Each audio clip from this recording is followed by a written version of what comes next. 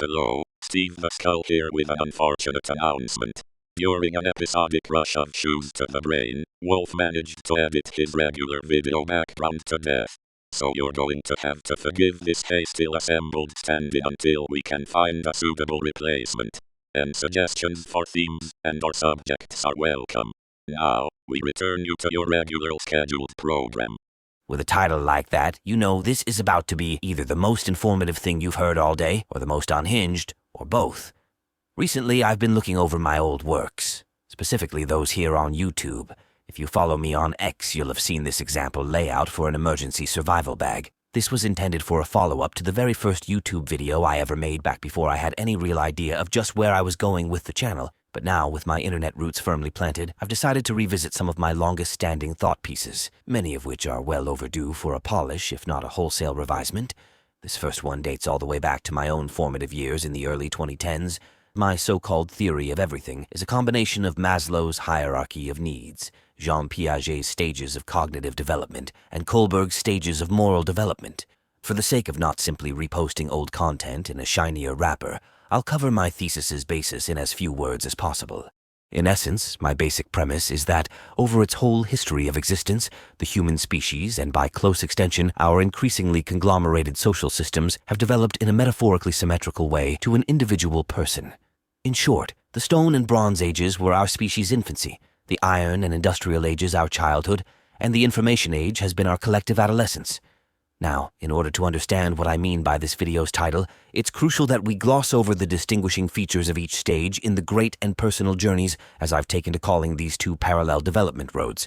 So, in gist, infancy is defined by acclimation to one's own senses and body. Childhood is about achieving tactile familiarization with the world, both as object and as subject, as well as learning to coordinate with others towards mutual ends. Adolescence is about learning one's place in the wider whole of existence. Adulthood is about creating a legacy that will outlast and ideally surpass you. And seniority is making peace with the inexorable and inevitable facts of life, the universe, and everything. Now, why do I say that we're just now collectively coming of age?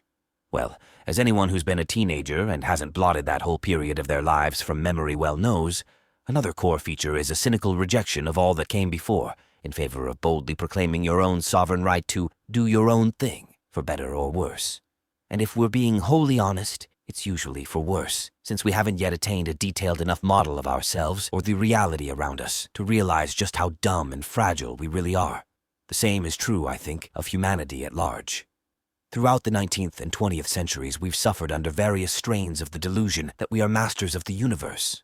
Drunk on the newfound powers unlocked by industrial technology and scientific inquiry, just as how a brash young buck presumes to manifest his destiny with little if any regard to the consequences, either for himself or others, humanity blazed its relentless way across the planet, only to discover too late that the simple primal truths they had subconsciously known and obeyed in their youth were, in fact, evolutionary imprints of a conglomerate mass of intellect that was, in itself, far wiser than they could ever hope to become in a single lifetime.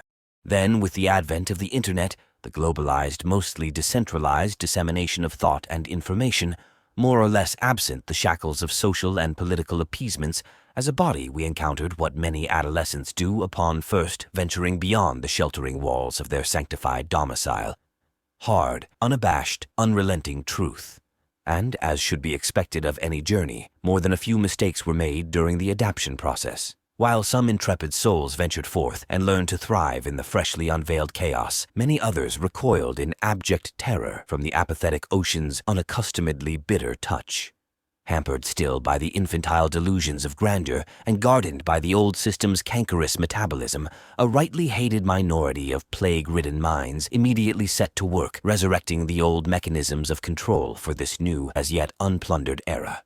Constructing parasitic domes and barricades and filters so as to curate the cyberpanopticon's currents, to cage the deviants and, where necessary, prune their idealistic tree of all untidy roots, knots, and branches. These efforts had the opposite to the intended effect, however, just as how a recalcitrant teenager operates under the fantasy that their indie garage band or YouTube reaction channel with 4 subscribers, 2 of which being their parents, is a viable career plan. The frivolous brain trust piloting humanity's ship carelessly yeeted its excitable young body over the yawning chasm of utopianism, only to inevitably miss its mark by the radius of the sun's orbit around the Milky Way, crash and burn, and come away with whatever the sociological equivalent of a useless college major and a crippling fentanyl addiction is.